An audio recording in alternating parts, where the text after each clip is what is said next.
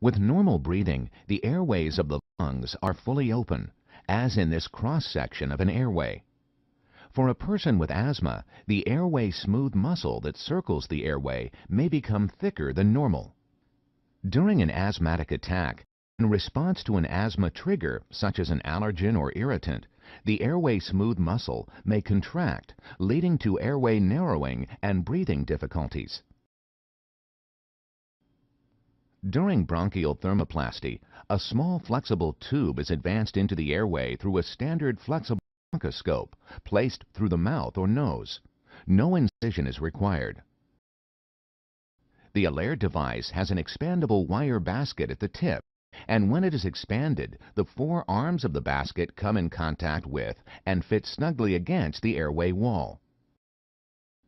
The expanded basket will then deliver controlled radio frequency energy for about 10 seconds to heat the airway smooth muscle.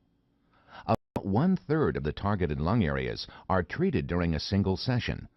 A total of 3 procedures are currently needed for complete treatment. Once the treatment session is completed, the device and the bronchoscope are removed.